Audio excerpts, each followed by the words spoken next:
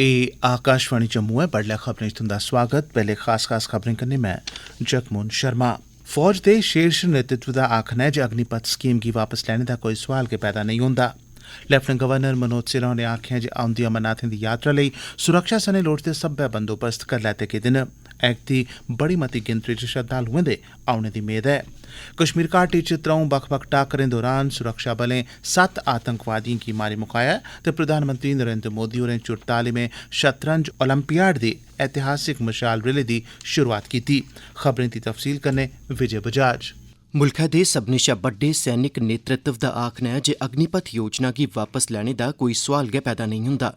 नमीं दिल्ली च इक संवाददाता सम्मेलन गी संबोधित करदे होई रक्षा मंत्रालय च सैन्य मामलें सरबंधी मैह्कमे दे अतिरिक्त सचिव लेफ्टिनेंट जनरल अनिल पुरी होरें अग्निपथ योजना गी लेइयै फैलाई जा'रदी हिंसा दी सख्त निंदेआ कीती ते आखेआ जे भन्न त्रोड़ करने आह्ले ते दंगा फसाद करने आह्ले लोक भारती फौज दा हिस्सा नेईं बनी सकदे।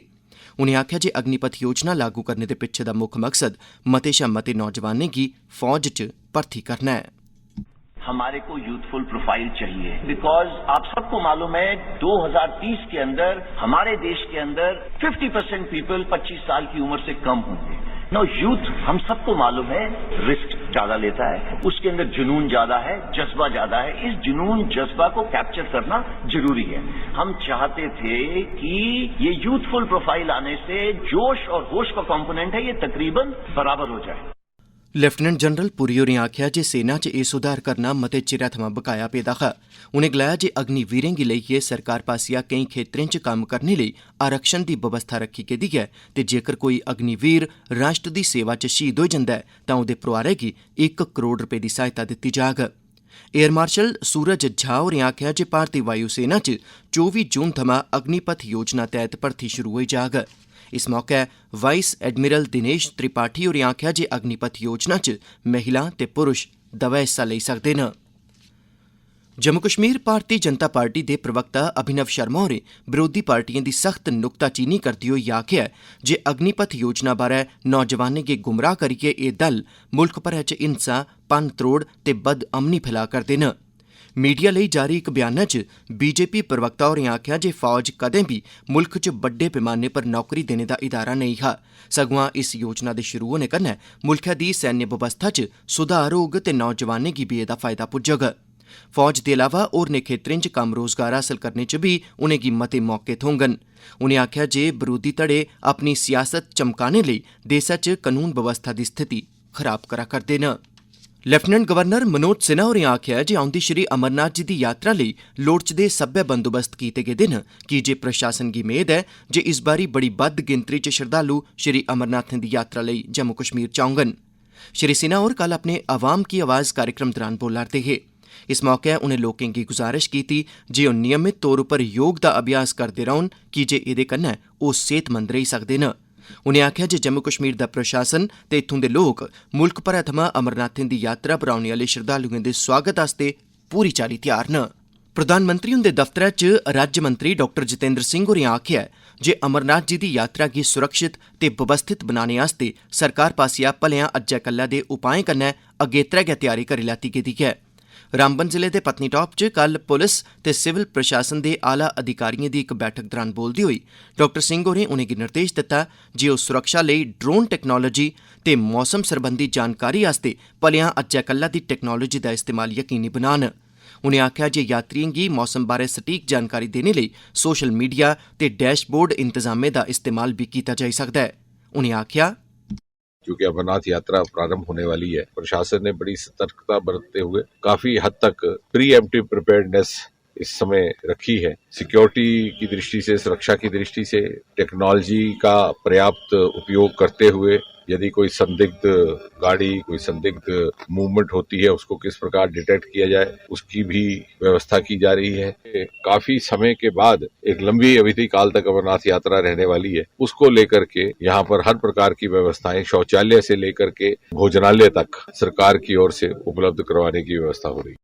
राष्ट्री जांच एजेंसी NIA पास्सेआ दक्खनी कश्मीर च 7 बक्ख-बक्ख थाह्रें पर छापेमारी कीती जा'रदी ऐ। आतंकवाद रोधी अभियानें गी लेइयै लैती जा'रदी तलाशियें दौरान 7 जनें गी हिरासत च लैता गेआ ऐ। इस बारै होर जानकारी गी अजें बलगेआ जा करदा ऐ। एह् खबरां तुस आकाशवाणी जम्मू थमां सुना'रदे ओ। आजादी का अमृत महोत्सव। आकाशवाणी का क्षेत्रीय समाचार एकांश जम्मू यूनिवर्सिटी के डिपार्टमेंट ऑफ स्टूडेंट्स वेलफेयर का सहयोग करने पेश करता है आजादी का Amrit Mahotsav quiz India at 75।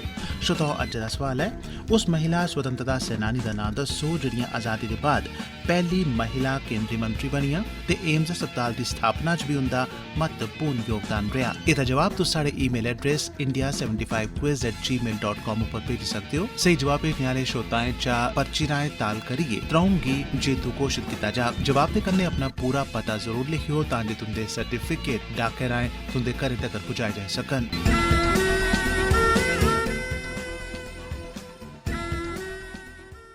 हुन बाकी खबरें कन्नै जगमोहन शर्मा। कश्मीर घाटी च होए दे 3 बक्ख-बक्ख टाकरें दौरान सुरक्षा बलें 2 पाकिस्तानी आतंकवादियें सने कुल 7 आतंकवादियें गी मारी मुकाया ऐ, जिसलै कि हंदवाड़ा थमां अलबद्र गुट दे 3 आतंकवादियें गी गिरफ्तार बी कीता गेआ ऐ। कश्मीर रेंज दे IGP विजय कुमार होरें इनें अभियानें बारै बोलदे होई गलाया जे बेदोसे आम नागरिकें ते निहत्थे पुलसकर्मियें ते प्रवासी मजूरें गी निशाना बनाइयै आतंकवादी घाटी च रमानदारी बहाल करने दे सुरक्षा बलें दे जतनें च रुकावट पैदा नेईं करी सकदे। उनें आखेआ जे आतंकवादियें खलाफ अभियान बरोबर जारी रौह्ङन। इक अधिकारी मुजब फौज दी 28 राष्ट्रीय राइफल्स ने कुपवाड़ा पुलिस दे कन्नै मिलियै कुपवाड़ा दे लोलाब इलाके आले जंगलें च सांझा अभियान चलाया। इलाके दी तुपाई दौरान उत्थें छप्पे दे आतंकवादियें सुरक्षा बलें पर गोलियां चलाई दित्तियां, जेह्दा सुरक्षा बलें पासेआ बनकदा परता दित्ता गेआ। टाकरे दौरान लश्कर तोयबा दे 2 पाकिस्तानी आतंकवादियें दा सफाया कर दित्ता गेआ। तोआईं कश्मीर जोन पुलिस आसेआ दित्ती गेदी जानकारी मुजब सुरक्षा बलें कुपवाड़ा टाकरे च मगरा 2 होर आतंकवादियें गी बी मारी मुकाया ऐ, जेह्दे चलदे कुपवाड़ा च मारे गेदे कुल आतंकवादियें दी गिनतरी 4 होई गेई ऐ। एह्दे अलावा कुलगाम ते दमहाल हांजीपुरा इलाके च पुलिस ते फौज दी 9 राष्ट्रीय राइफल्स पासेआ सांझे तौरा पर तुपाई ते घेराबंदी सरबंधी अभियान रंभेआ गेआ। सुरक्षा बलें दे जवान जियां गै संदिग्ध थाह्रै कश पुज्जे तां उत्थें छप्पे दे आतंकवादियें उंदे पर अन्नेबाह गोलियां चलाना शुरू कर दित्ता, जेह्दे परते च कार्रवाई कीती गेई। तोआईं पुलवामा च होए दे इक टाकरे च सुरक्षा बलें अज्ज बडलै इक आतंकवादी गी ढेर कर दित्ता ऐ।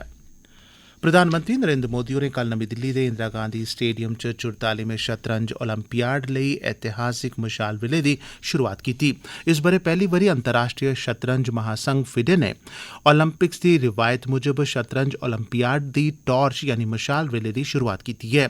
फिडे दी अध्यक्ष एरकादी दवोरकोविच ने प्रधानमंत्री नरेंद्र मोदी होरें गी एह् मशाल सौंपी, जेह्दे बाद मोदी होरें इसी ग्रैंड मास्टर विश्वनाथन आनंद हुंदे हवाले कीता। एह् मशाल अगले 40 दिनें च भारत दे बक्ख-बक्ख 75 शैह्रें च लेती जाग ते खीरै च एह् मशाल चेन्नई कश महाबलीपुरम पुज्जग, जित्थें 28 जुलाई थमां लेइयै 10 अगस्त तोड़ी 44वें शतरंज ओलंपियाड दा सरिस्ता कीता जा'रदा ऐ।